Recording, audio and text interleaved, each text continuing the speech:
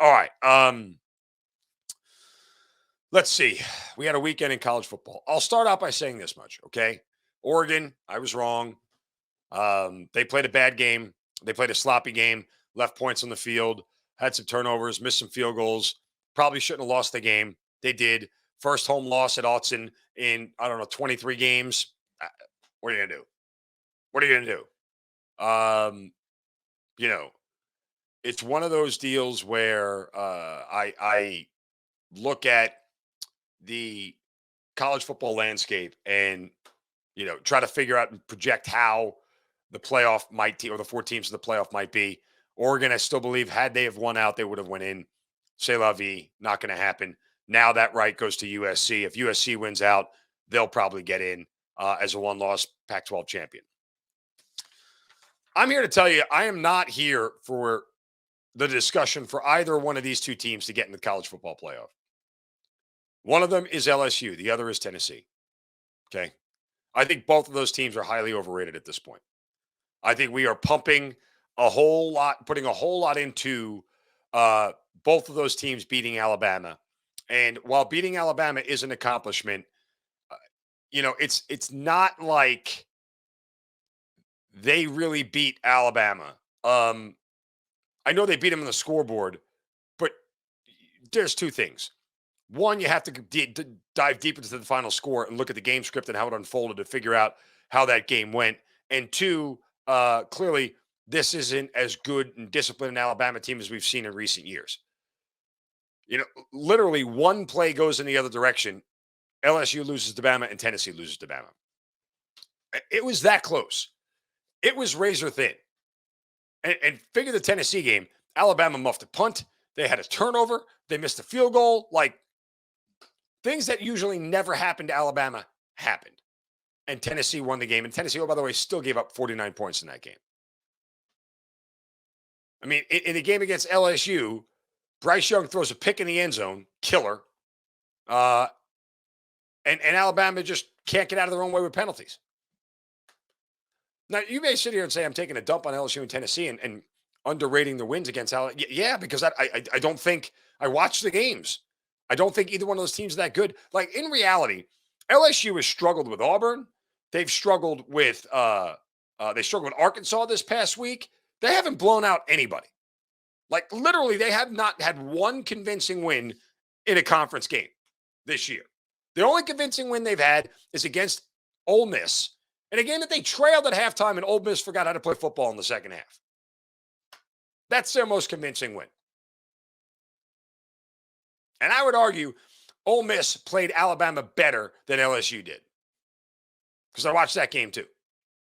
So, and Tennessee, while they're great at scoring 60 and blowing people out, who have they played? Who have they really played? Nobody. They've played the same soft schedule that Georgia has. They played Alabama and beat them. Good. Congratulations. I don't think that punches your ticket to the college football playoff. And oh, by the way, Tennessee is rooting for Alabama the rest of the way. They are rooting for either Baylor this week to beat TCU. They're rooting for Ohio State and Michigan. They want everybody with a 0 to have a 1. Because I'll tell you this much. Georgia wins out, okay? And TCU wins out, and the Big Ten winner, Ohio State, Michigan, is undefeated. Guess what? USC, as a one-loss Pac-12 champ, deserves to be in over Tennessee. 100% they do. I'm not saying they'll get in, because it's not about who deserves to be in.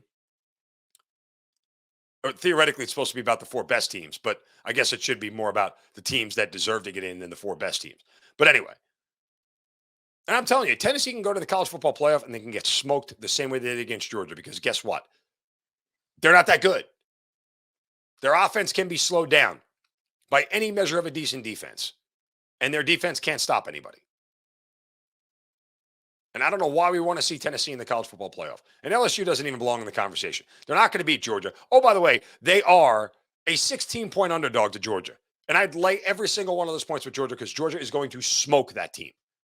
It's not even going to be close. You thought what they did to Tennessee was bad? LSU don't stand a chance. Doesn't stand a chance. They won't even be in that game against Georgia. No shot. Take my money, Georgia, right now. No reason to wait. So I think LSU is overrated. I think Tennessee is overrated. And I don't think either one of them really legitimately has a chance in the college football playoff unless TCU loses and Ohio State, Michigan take a loss before the Ohio State, Michigan game and the other one wins. Tennessee needs to have just like one undefeated team, in my opinion, to get in. But I'll ask you this question. Georgia wins out. TCU wins out. The Big Ten winner wins out. Is Tennessee legitimately better than a one-loss Michigan or a one-loss Ohio State? The answer is no, they're not. They're not legitimately better. Because Michigan and Ohio State would both beat Tennessee pretty resoundingly, period, on a neutral field. So I don't see anywhere that Tennessee really belongs in this conversation, yet the committee is going to put them in. Why? No clue. I mean, TCU really is the team that holds the cards for Tennessee. They've got to take a loss, and they may take it this week at Baylor, for what it's worth. Just is what it is. So I don't need any more Tennessee love. Really, I'm kind of done with it. And LSU doesn't even have a seat at the table, in my opinion. The loss to Florida State should knock them out. But again, the committee loves big wins. But really, is it really a big win? And I'm telling you, if Alabama drops another game, especially to Auburn, which might actually happen, because at this point, it's a matter of motivation for Alabama, right? How much is Nick Saban? How much of these kids want to play? Is Will Anderson going to be like, you know what, screw it, I'm done. I'm sitting out the rest of the year. I got a chance to be the number one overall pick. I'm not getting hurt. These kids have nothing to play for. They're not going to the SEC title game. Sure, they have a bowl game, probably a New Year's Six bowl that they'll play in because they're Alabama. But is Nick Saban going to go, let me start to see what I got with some of these second and third stringers, because the cupboard we found out was pretty bare, at least in certain positions this year. So it's a motivation question. Is Alabama really going to be playing that hard?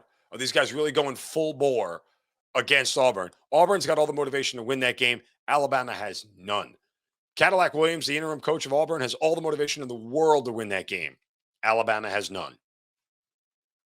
And if Alabama takes a third loss, guess what? Does that win over Bama look so good for Tennessee and LSU? Stop it. You guys are kidding me. You're joking with me, right? Not joking about listening to Locked On Falcons. It is an amazing show. Aaron Freeman does a great job. Hope you guys make that your first listen every day. For your next listen, check out the Locked On Sports Today podcast. Biggest stories of the day, plus instant reactions, big game recaps, and the take of the day. It's available on the Odyssey app, YouTube, and wherever you get your podcasts. Speaking of YouTube, guys, you got to get Locked On Sports Atlanta to 5,000 subscribers, man.